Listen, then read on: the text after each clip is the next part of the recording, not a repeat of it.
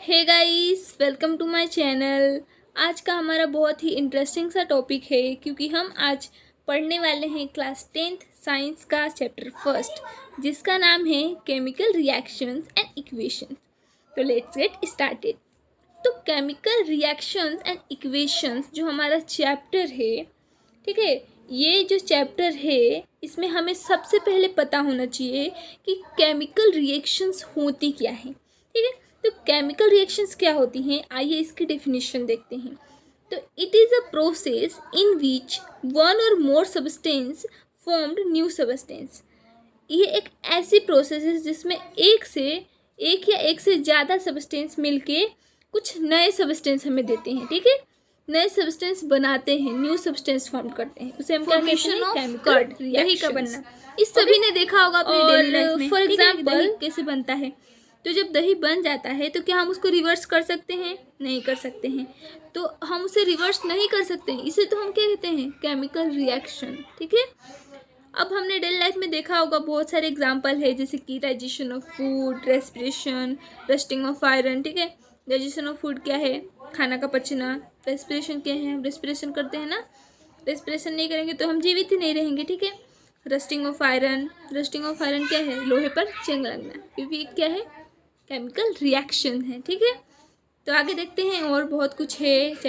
ये चैप्टर जो है केमिकल रिएक्शंस एंड इक्वेशंस, ये चैप्टर बहुत ही इंटरेस्टिंग चैप्टर है। तो अब हमें पता चल गया कि केमिकल रिएक्शंस होती क्या हैं। अब हमें ये कैसे पता चलेगा कि केमिकल रिएक्शंस, कैसे पता चलेगा कि केमिकल रिएक्शंस कोई से भी सब्सटेंस में हो रहा है। तो अगर उसके स्टेट में चेंज हो रहा है तो क्या है, केमिकल रिएक्शन है। ठीक है, कलर में चेंज हो रहा है, या फिर गैस का इवोल्यूशन हो रहा है, या फिर टेम्परेचर में कुछ चेंजेस हो रहा है, तो उसे हम क्या कहेंगे, केमिकल रिएक्शन। ठीक है, अब आपको यहाँ पर स्क्रीन पे एक एक्टिविटी दिख रही होगी। तो ये एक्टिविटी आपकी एनसीईआरटी बुक की है। ठीक है, पेज नंबर है फर्स्ट ही है। ठीक है, तो इस एक्टिविटी में क्या करना है आपको, पहले नंबर तो एक सूटेबल आई ग्लास लगाना है। ठीक है, आपको फिर एक मैग्नीशियम रिबन लेना है 3 to 4 सेंटीमीटर का करीबन। ठीक है, फिर उसके बाद आपको रब करना है, किससे, सैंड पेपर से क्लीन करना है उसको।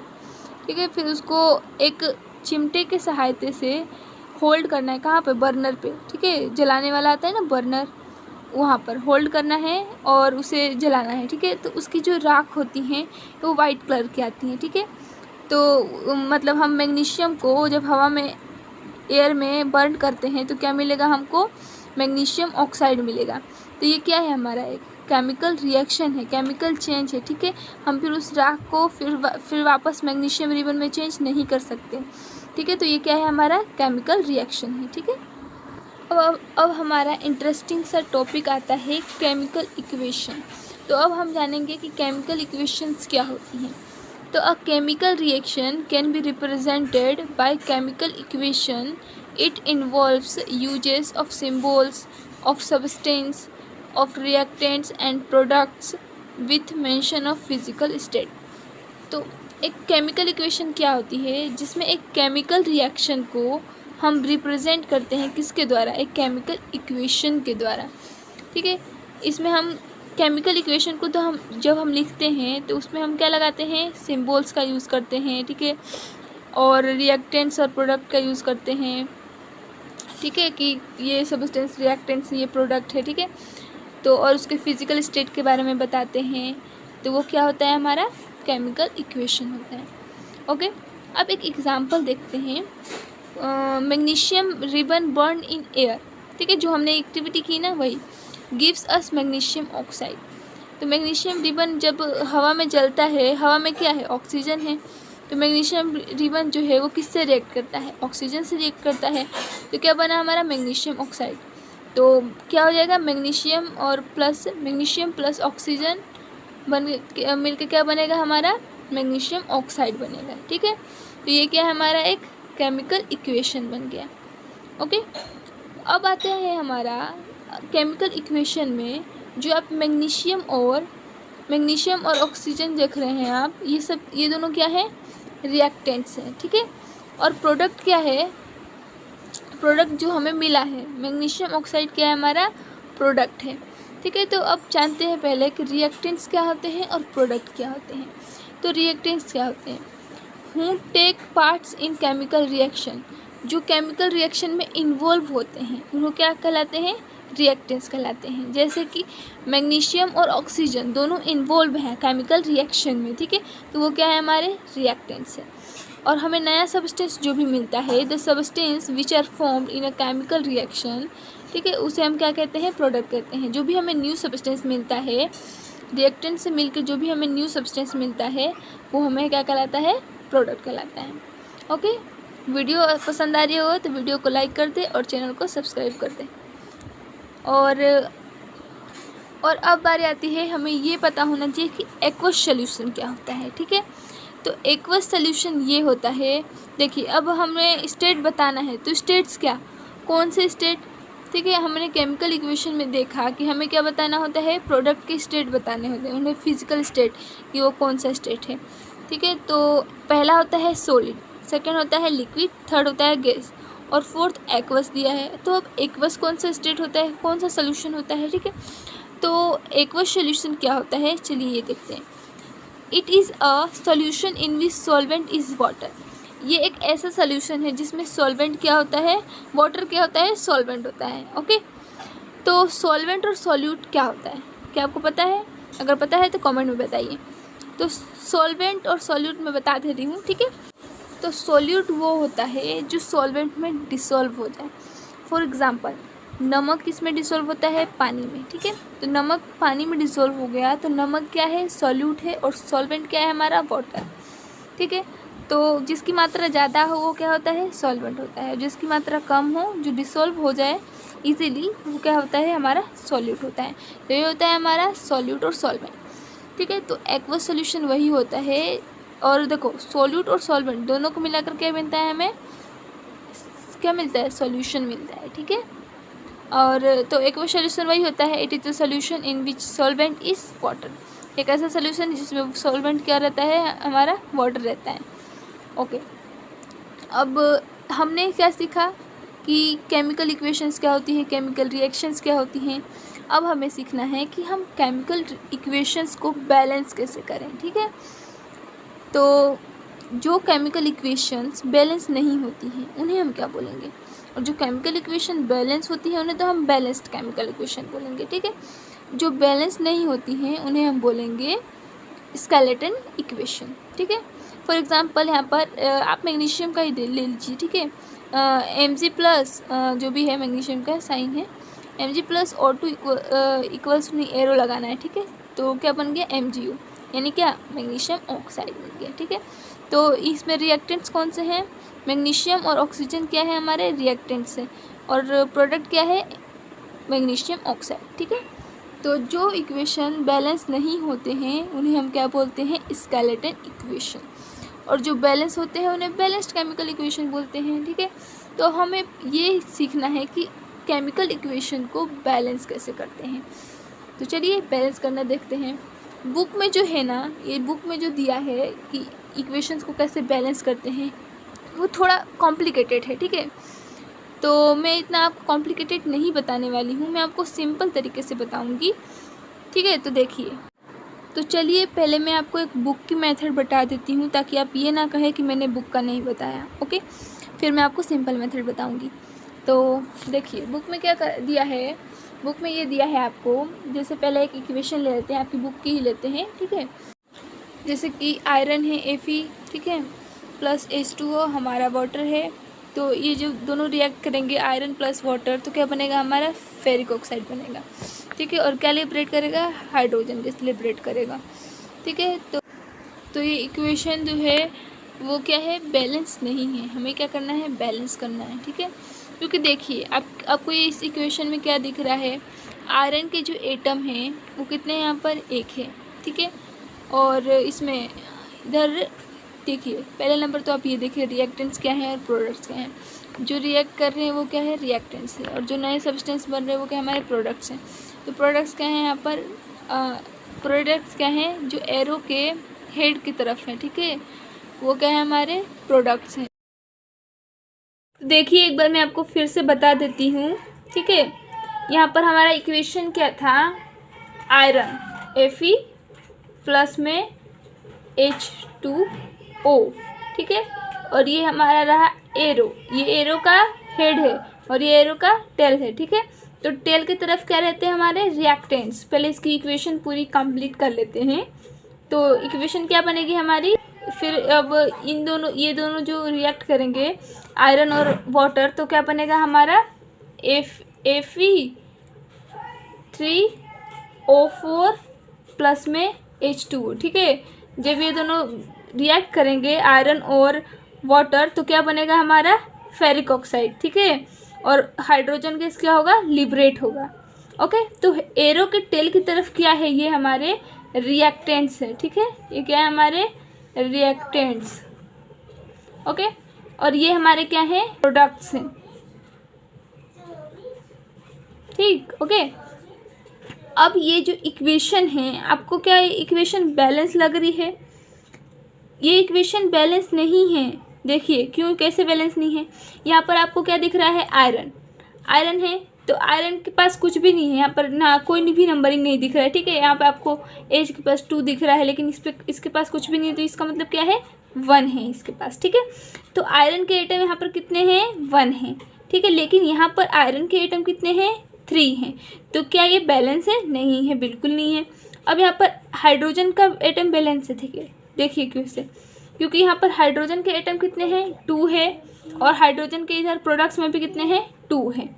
लेकिन ऑक्सीजन के एटम बैलेंस नहीं है, क्योंकि यहाँ पर ऑक्सीजन के एटम कितने हैं, यहाँ पर ऑक्सीजन के एटम कितने हैं, 1 है। और यहाँ पर ऑक्सीजन के एटम 4 है। तो इसलिए क्या है, ये बैलेंस नहीं है। तो आइए हम सीखते हैं, पहले बुक के हिसाब से देखेंगे, ठीक है। तो बुक के हिसाब से आपको पहले स्टेप फर्स्ट में क्या करना है, देखिए स्टेप फर्स्ट, ठीक है। स्टेप फर्स्ट में आपको करना क्या है, इक्वेशन जैसी है ना, बिल्कुल वैसी की वैसी लिख लेनी है। यहाँ पर आपने इक्वेशन लिख ली, ठीक है, जैसी है वैसी की वैसी। ये हमने इक्वेशन लिख लिया। अब इसको आपको बॉक्सेस में कर देना है, ठीक है, बॉक्सेस में कर देना है। ये एक एलिमेंट रहा, ये हमारा एक एलिमेंट रहा, ठीक है, और ये एक एलिमेंट रहा, और ये एक एलिमेंट है हमारा, ठीक है, और ये अलग एक एलिमेंट है, और ये भी एक अलग एलिमेंट है, ठीक है। ऐसे आपको बॉक्सेस में पैक कर देना है, ठीक। अब आपको आपके पास ये देखना है, आपके पास एलिमेंट्स कौन कौन से हैं, आपके इसके लिए एक टेबल बनाना पड़ेगा, ठीक है। तो एक टेबल बनाते हैं हम सेकंड स्टेप में, स्टेप नंबर 2 है। तो स्टेप नंबर 2 में हम क्या करेंगे, देखिए स्टेप नंबर 2 में हमको करना है, टेबल बनाना है, ठीक है। तो हम टेबल बनाएंगे, 3 कॉलम्स बनाएंगे हम, ठीक है। 3 कॉलम्स हमको बनाना है, ये हमने 3 कॉलम्स बना लिए, ठीक है। अब इसमें हमें लिखना है एलिमेंट, क्या लिखना है, एलिमेंट्स। और इसमें हमें क्या लिखना है, एटम्स लिखने, किसके, एटम्स ऑफ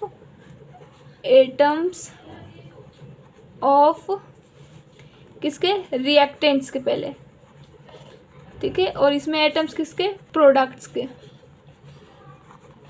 ओके। इसमें प्रोडक्ट्स के एटम आएंगे, इसमें रिएक्टेंट्स के एटम्स आएंगे, ठीक है, कंप्लीट। अब हमें क्या करना है, एलिमेंट आपको कौन कौन से दिख रहे हैं, हमें कितने एलिमेंट दिख रहे हैं, 1 2 3 एलिमेंट्स दिख रहे हैं, ठीक है। तो आयरन लिख लेते हैं हम पहले, ठीक है। सेकंड हम लिख देते हैं हाइड्रोजन, थर्ड लिखते हैं हम ऑक्सीजन, ठीक है, ऑक्सीजन लिख लेते हैं, ठीक है। अब देखिए आयरन है, तो आयरन के रिएक्टेंट्स में कितने आइटम है, 1 है, ठीक है, कुछ भी नहीं तो क्या है, 1 है, तो 1 लिख देंगे इसमें। अब आयरन के ही एटम्स प्रोडक्ट्स में कितने हैं, 3 हैं, ठीक है। अब हाइड्रोजन के एटम रिएक्टेंट्स में कितने हैं, 2 हैं, तो 2 लिख लिया हमने। और प्रोडक्ट्स में कितने हैं प्रोडक्ट्स में, हाइड्रोजन के एटम 2 ही हैं, ठीक है। और ऑक्सीजन के एटम्स कितने हैं हमारे, ऑक्सीजन के एटम्स रिएक्टेंट्स में 1 है और प्रोडक्ट्स में 4 हैं, ठीक है। तो इसमें आपको बैलेंस नहीं दिख रहा है ना। इसमें देखिए रिएक्टेंट्स में क्या है, हमारा आयरन का आइटम कितना है, 1 है रिएक्टेंट्स में, और प्रोडक्ट्स में 3 है, ठीक है। तो ये कहीं से कहीं बैलेंस नहीं, इसमें 2 ज़्यादा है।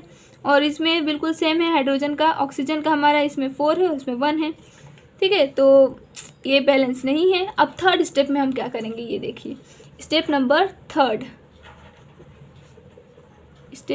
थर्ड में हमें करना है, हम पहले एक एक इक्वेशन को बैलेंस करते हैं। पहले आयरन की इक्वेशन को बैलेंस कर ले, फिर हम पहले ऑक्सीजन की इक्वेशन को बैलेंस कर लेते हैं। ठीक है, तो हम पहले आयरन की इक्वेशन को बैलेंस करते हैं। ठीक है, तो इसके लिए भी आपको एक टेबल बनाना पड़ेगा। एटम ऑफ ऑक्सीजन पहले लिखिए यहाँ पर।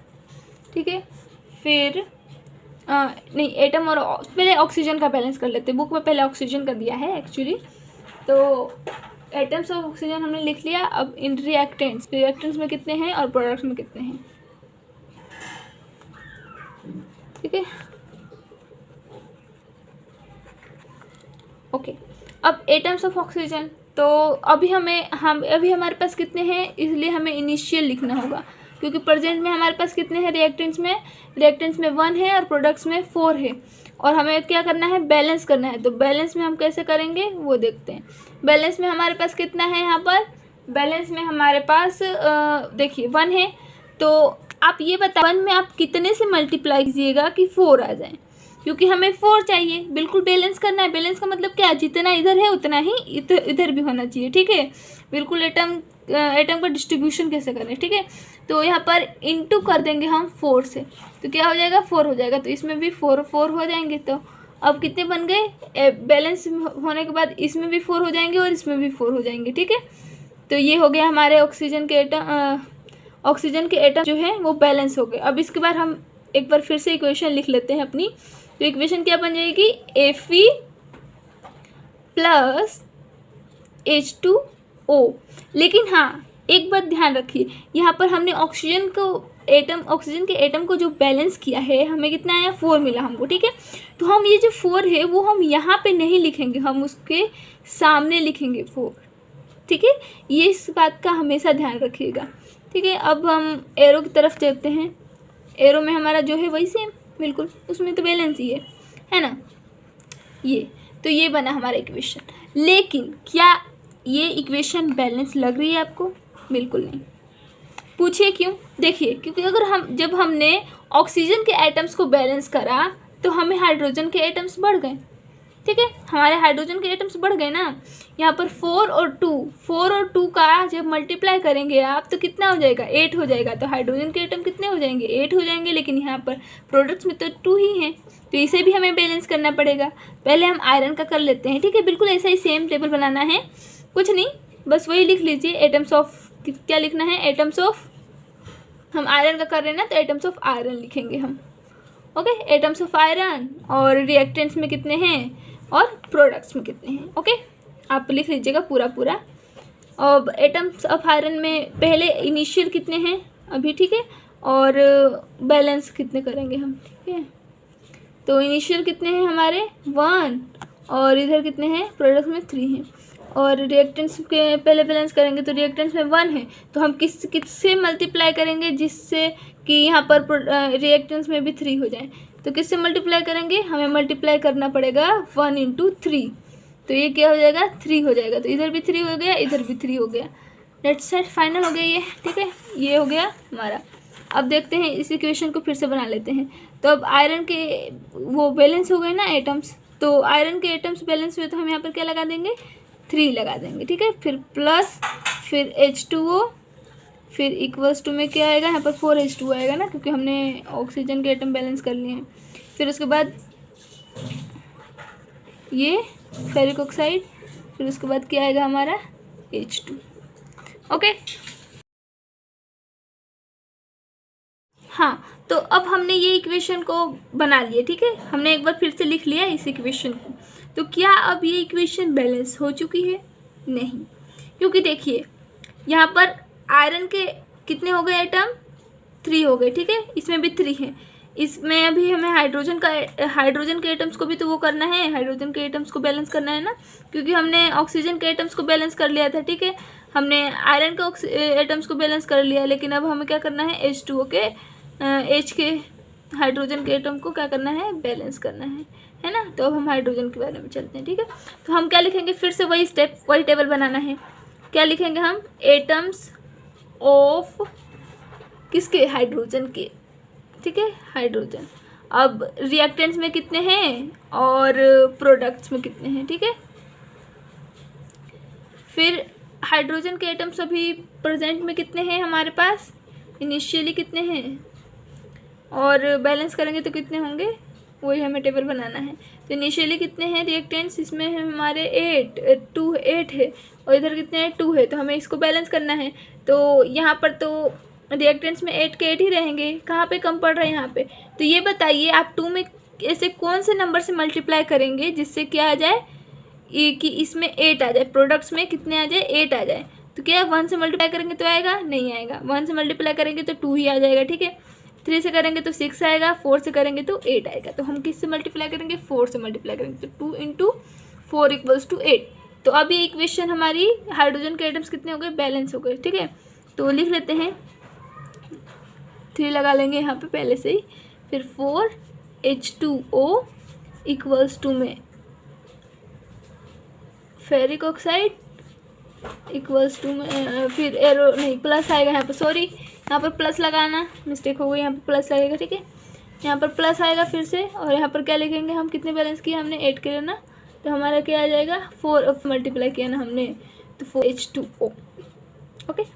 तो ये इक्वेशन बैलेंस हो चुकी है। अब क्या आपको लग रहा है भाई इक्वेशन बैलेंस हो चुकी है, बिल्कुल बिल्कुल। देखिए आप एटम्स मिलाइए, आयरन के एटम्स यहाँ पर कितने हैं, 3 हैं। इधर ये क्या है हमारे, पहले देख लीजिए, ये क्या है हमारे रिएक्टेंट्स हैं, ठीक है। ये है हमारे प्रोडक्ट्स, ओके। तो अब आपको दिख रहा होगा कि आयरन के एटम्स इसमें कितने हैं, 3 हैं, इधर भी कितने हैं, 3 हैं। इधर ऑक्सीजन के एटम्स कितने हैं, 4 हैं, इधर कितने हैं, 4 हैं, ठीक है। और इधर हाइड्रोजन के एटम कितने हैं, 2 है। 2 और 4 मल्टीप्लाई करेंगे तो कितना आएगा, 2 और 4 को मल्टीप्लाई करेंगे तो 8 आएगा, और इधर भी 2 और 4 को मल्टीप्लाई करेंगे तो 8 आएगा। तो बिल्कुल बैलेंस हो गई है हमारी केमिकल इक्वेशन। तो हम कह सकते हैं कि ये क्या है, हमारी एक बैलेंस्ड केमिकल इक्वेशन, ठीक है। और आप इसे, हमने यहाँ पर देखिए, हमने यहाँ पर स्टेप 3 किया था, ठीक है, स्टेप 3 किया था, फिर हमने यहाँ पर स्टेप 4 किया, ठीक है। स्टेप 4 में हमने क्या किया था, स्टेप 4 में हमने किया था एटम्स ऑफ आयरन के, ठीक है, आयरन के एटम्स को बैलेंस किया था, ठीक है। ये हमारा स्टेप 4 का ही पार्ट है। फिर हमारा ये स्टेप 5 है, ठीक है। फिर ये रहा हमारा स्टेप 6। अब देखिए स्टेप नंबर 6 में आपको क्या करना है, इस इक्वेशन को बिल्कुल बिल्कुल अच्छे तरह से लिख लेना है कि हमारी इक्वेशन क्या हो गई है, बैलेंस हो चुकी है। तो ये लिख लेते हैं, 3Fe + 4H2O arrow Fe3O4 plus में 4H2, ठीक है। तो ये हमने लिख ली स्टेप 6 में, ठीक है। स्टेप नंबर 6 में हमने लिख लिए। अब आता है हमारा स्टेप नंबर 7। स्टेप नंबर 7 में हमको क्या करना है, मैंने बताया था कि हमें कुछ, जब हम केमिकल इक्वेशन को बैलेंस करेंगे तो क्या लिखना पड़ेगा, हमें उनके साइंस को भी लिखना पड़ेगा कि ये सॉलिड है, ये लिक्विड है, ठीक है। और हम उसको मेल्टिंग करते हैं तो उसकी मेल्टिंग पॉइंट क्या है, ठीक है। और अगर वो कहाँ पे है, सनलाइट के उसमें हो रहा है, कहाँ पे रिएक्ट कर रहा है, ठीक है, तो हमें वो लिखना पड़ता है। तो हम फिर से अब इसके हम स्टेट्स को लिखेंगे, ठीक है, कि ये कौन से स्टेट में है। ये जैसे कि ये आयरन है तो ये कौन सा स्टेट है, तो देखिए लिखते हैं, चलिए आयरन का। अब बताइए यहाँ पर आयरन, तो आयरन लिक्विड होता है क्या, नहीं होता है ना लिक्विड।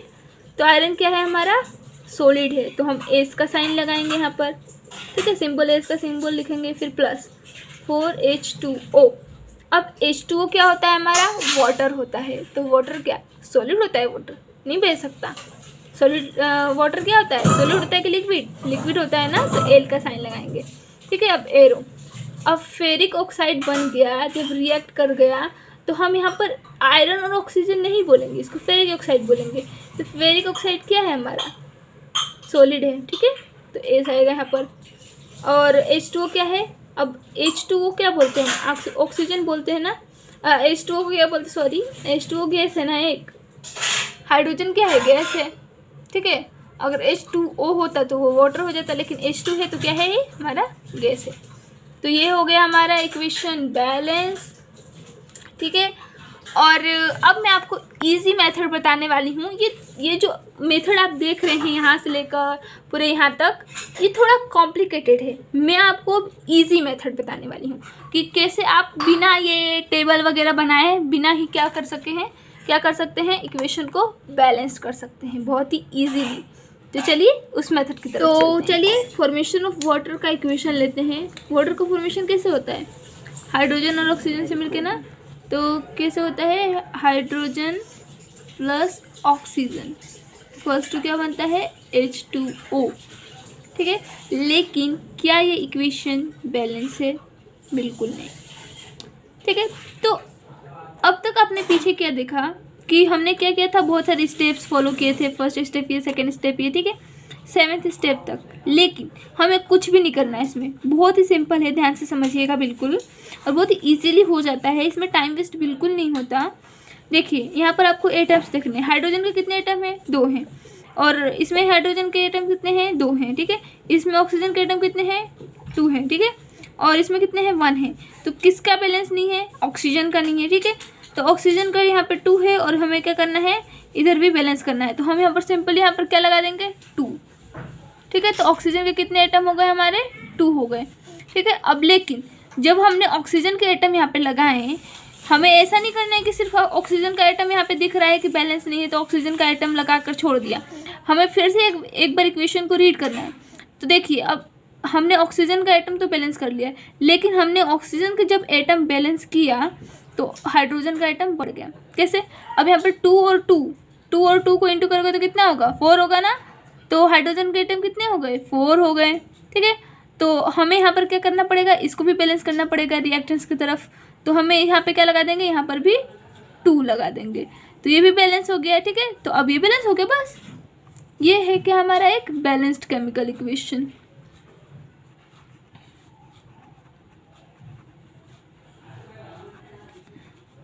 ठीक है, ये हमारा बैलेंस्ड केमिकल इक्वेशन हो गया। ओके, तो ये था इजीली मेथड। ये हमने एक छोटी सी इक्वेशन ली थी, किसकी, फॉर्मेशन ऑफ वाटर का।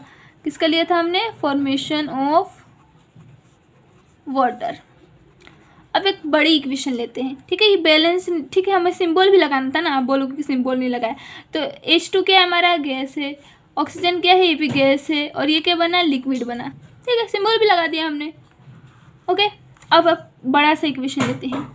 आपने बर्निंग ऑफ नेचुरल गैस सुना है, ये हमारा फर्स्ट इक्वेशन हो गया, ये सेकेंड इक्वेशन, ठीक है। बर्निंग ऑफ नेचुरल गैस की इक्वेशन लेते हैं, ठीक है। इसकी इक्वेशन CH4 क्या है, मीथेन है, ठीक है। CH4 प्लस 2O2 नहीं है, बैलेंस वाली रिलेटिव में, ठीक है। ऑक्सीजन के साथ रिएक्ट करता है तो क्या बनता है, CO2 प्लस H2O, ठीक है। ये हमारी इक्वेशन बनती है। तो क्या ये इक्वेशन बैलेंस है, नहीं है। देखिए यहाँ पर, चलिए चेक कर लेते हैं है कि नहीं बैलेंस, ठीक है। जब हमने मीथेन और ऑक्सीजन को रिएक्ट कराया तो क्या मिला हमें, कार्बन डाइऑक्साइड, और क्या मिला हमें, वाटर मिला, ठीक है। तो ये हमारा CO2 क्या आता है, हमारा कार्बन डाइऑक्साइड, और H2 कहते हैं वाटर होता है। तो यहाँ पर आपको दिख रहा होगा ये CH4 जो है, इसमें हाइड्रोजन के एटम कितने हैं, 4 हैं, ठीक है, और इसमें कितने हैं, हाइड्रोजन के एटम 2 हैं। तो ये बैलेंस है, नहीं है। तो यहाँ पर 4 है और यहाँ पर हमें 4 करना है, तो हमें क्या करना पड़ेगा, बताइए कौन से नंबर से मल्टीप्लाई कीजिएगा कि 4 आ जाए तुरंत ही। तो 2 से मल्टीप्लाई करेंगे तो 4 आ जाएगा ना, 2 2 जा 4, 2 2 जा 4 हो गया इसमें, ठीक है।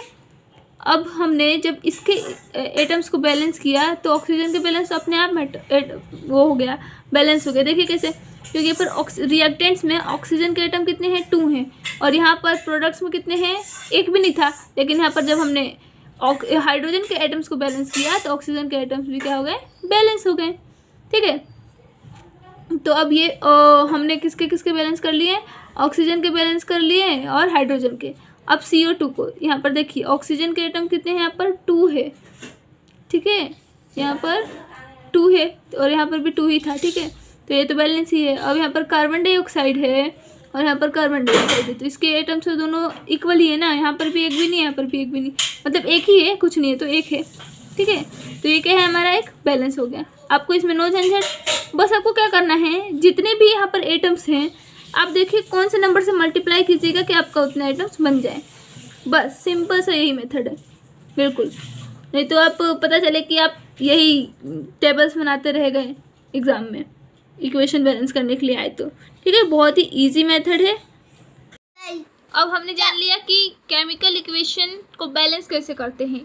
अब हमारी बारी आती है ये जानने की कि हमें केमिकल इक्वेशन को बैलेंस क्यों करना पड़ता है, ठीक है। तो क्यों करना पड़ता है आइए चलते देखते हैं। तो law of conservation of mass state that mass can neither be create not destroyed in a chemical reaction.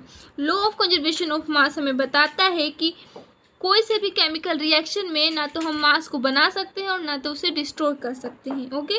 इसीलिए हमें केमिकल इक्वेशन को बैलेंस करना पड़ता है। A balanced equation is an equation for a chemical reaction in which the atom for each element in the same reaction and the total charge in the same for both side and reactants और product, ठीक है। तो एक balanced chemical equation एक ऐसी equation होती है जिसमें दोनों तरफ के एटम्स क्या हो, इक्वल हो। कौन से दोनों तरफ, रिएक्टेंट्स और प्रोडक्ट्स दोनों तरफ के एटम्स क्या हो, इक्वल हो। अगर हम दूसरे शब्दों में कहें तो the mass and the charge are balanced on both side of the reaction, ठीक है। जो मासेस है, जो चार्जेस है, वो दोनों क्या होने चाहिए, इक्वल होने चाहिए, ठीक है, दोनों ही साइड रिएक्टेंट्स और प्रोडक्ट्स में, ठीक है। तो इसीलिए हम केमिकल इक्वेशन को बैलेंस करते हैं। क्यों करते हैं, law of conservation of mass के कारण, ठीक है। तो अब हमारा इंटरेस्टिंग सा टॉपिक है टाइप्स ऑफ केमिकल रिएक्शंस, ठीक है। तो अब हम केमिकल रिएक्शंस के टाइप्स के बारे में जानेंगे। तो इसका फर्स्ट टाइप जो है वो है कॉम्बिनेशन रिएक्शन, ठीक है। तो कॉम्बिनेशन रिएक्शन क्या होता है, आइए चलते हैं इसकी डेफिनेशन पढ़ते हैं, ठीक है।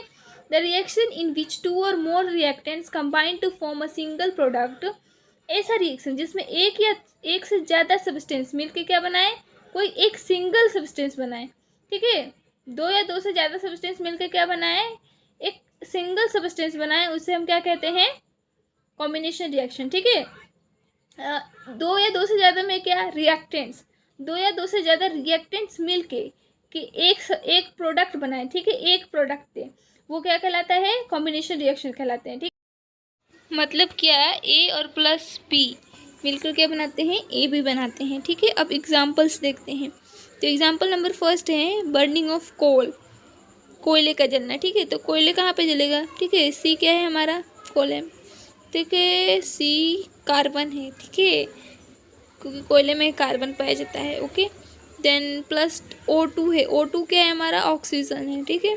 तो carbon plus oxygen equals to क्या बना, CO2 बना, ठीक है। तो CO2 क्या हुआ हमारा, कार्बन डाइऑक्साइड बना, तो कार्बन प्लस ऑक्सीजन मिलकर क्या बनाया, कार्बन डाइऑक्साइड बनाया, ठीक है। तो इसमें कितने रिएक्टेंट्स है, रिएक्टेंट्स 2 है, ठीक है, 2 से ज़्यादा भी हो सकते हैं, नो प्रॉब्लम, ओके। और प्रोडक्ट कितने बने, एक ही बने, ठीक है। और फॉर्मेशन ऑफ वाटर देख लीजिए, सेकेंड एग्जांपल है H2 प्लस O2, H2 क्या है हमारा, हाइड्रोजन, O2 क्या है, ऑक्सीजन, ये दोनों मिलकर क्या बना रहे हैं, H2 यानी वाटर बना रहे हैं, ठीक है। तो इसमें भी रिएक्टेंट्स कितने हैं, 2 हैं, और प्रोडक्ट कितने हैं, 1 है, ठीक है। तो यही होता है कॉम्बिनेशन रिएक्शन। अब हमारा नेक्स्ट है डिकम्पोजिशन रिएक्शन, ठीक है। डिकम्पोजिशन रिएक्शन है ना, बिल्कुल उल्टा होता है कॉम्बिनेशन रिएक्शन के। हमने क्या देखा था कॉम्बिनेशन रिएक्शन में कि 2 रिएक्टेंट्स मिलकर एक प्रोडक्ट बनाते हैं, लेकिन इसमें एक रिएक्टेंट मिलकर 2 प्रोडक्ट बनाते हैं, ठीक है, इसमें उल्टा होता है, ठीक है। In this compound split into 2 or more substance is called decomposition.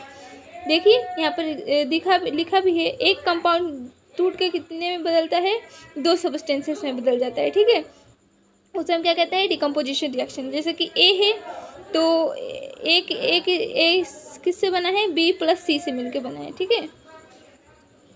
अब आता है इसमें इसमें जो डिकम्पोजिशन रिएक्शन है हमारा वो 3 टाइप्स के होते हैं। फर्स्ट है हमारा थर्मल डिकम्पोजिशन। तो थर्मल डिकम्पोजिशन क्या होता है, when decomposition is carried out by heating, जब ये डिकम्पोजिशन रिएक्शन हीट के द्वारा किया जाता है तो उसको क्या कहलाता है, थर्मल डिकम्पोजिशन। यहाँ पर एग्जाम्पल भी CaCO3, जब इसको हीट प्रोवाइड किया जाता है तो ये दो प्रोडक्ट्स में टूट जाता है CaO + CO2, ठीक है। तो ये इसका एग्जाम्पल था थर्मल डिकम्पोजिशन का, ठीक है। अब इलेक्ट्रोलाइटिक डिकम्पोजिशन क्या होता है, सेकंड है इसका टाइप डिकम्पोजिशन रिएक्शन का, electrolytic decomposition. When decomposition is carried out by passing electricity, जब कोई सा भी डिकम्पोजिशन रिएक्शन कैरिड आउट किया जाता है इलेक्ट्रिसिटी पास करके, तो उसे हम क्या कहते हैं, इलेक्ट्रोलाइटिक डिकम्पोजिशन। जैसे H2O में जब हम इलेक्ट्रिक करंट पास कर रहे हैं तो H2+ ऑक्सीजन हो जा रहा है, ठीक है, अलग अलग हो जा रहा है, दो प्रोडक्ट मिल रहा है हमको, ठीक है।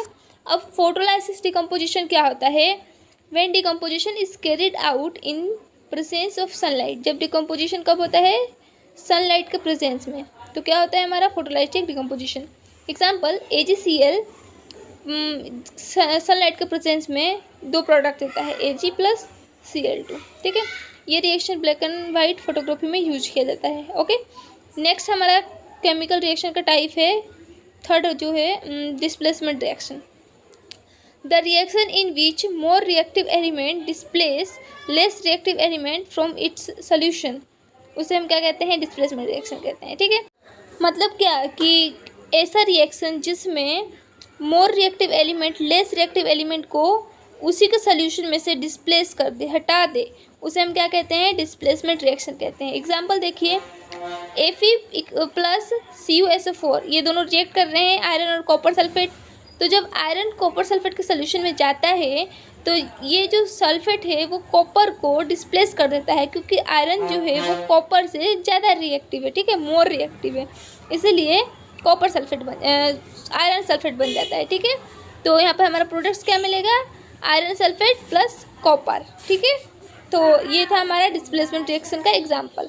अब आता है हमारा next, double displacement reaction, a reaction in which new compounds are formed by mutually exchange of ions between two compounds, ठीक है।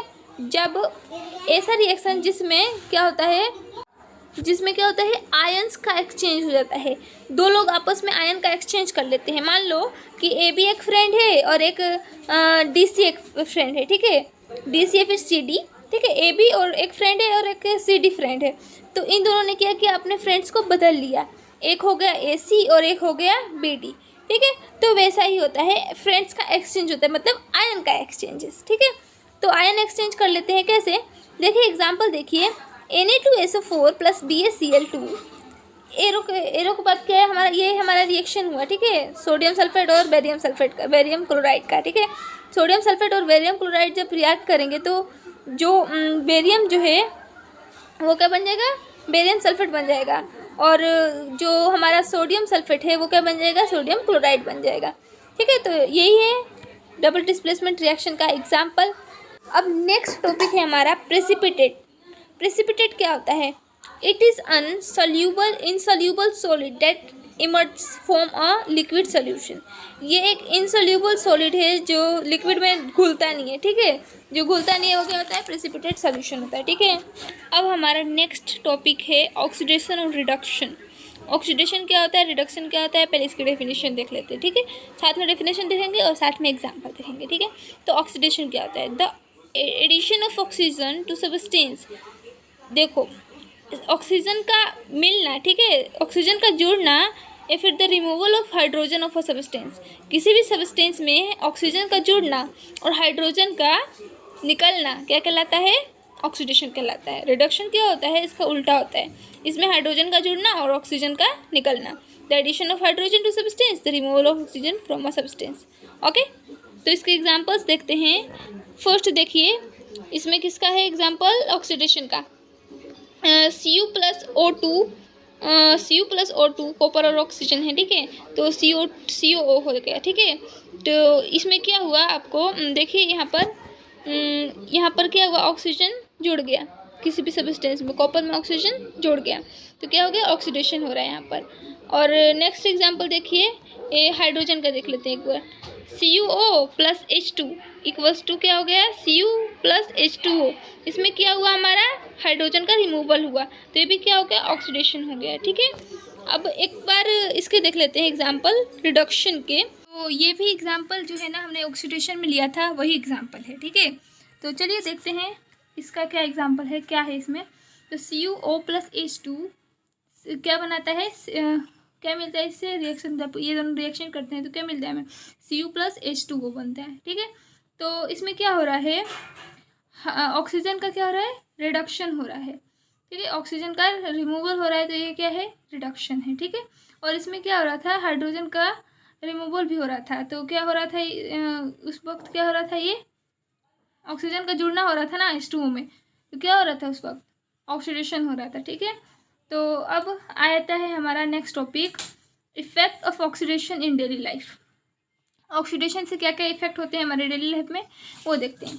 तो फर्स्ट है हमारा कोरोसिन। कोरोसिन मतलब क्या, जंग लगना। ठीक है, आपने पढ़ा होगा पिछले क्लासेस में, 7th में, 8th में। ठीक है, तो कोरोसिन क्या होता है, when a metal is exposed to substance such as moisture, air, water, acid etcetera for some times, a layer of oxide is formed which weakens the metal, hence metal said to be corrode. ठीक है, corrode बोलते हैं कि कैसे metal को, जब एक metal को, एक आयरन मेटल को हम कहाँ छोड़ देते हैं, खुली हवा में, खुली मॉइस्चर में, ठीक है, फिर पानी में, उस मेटल पे पानी लग जाता है, एसिड लग जाता है, तो क्या बन जाता है, उस पर जंग लग जाती है। ठीक है, वो मेटल के एक लेयर ऑफ ऑक्साइड का लेयर बन जाता है। ठीक है, तो वो मेटल को क्या कर देता है, वीक कर देता है, कमज़ोर कर देता है। ठीक है, उसे को हम क्या कहते हैं, कोरोसन कहते हैं। ठीक है, तो आइए चलते हैं और आगे पढ़ते हैं इसके बारे में।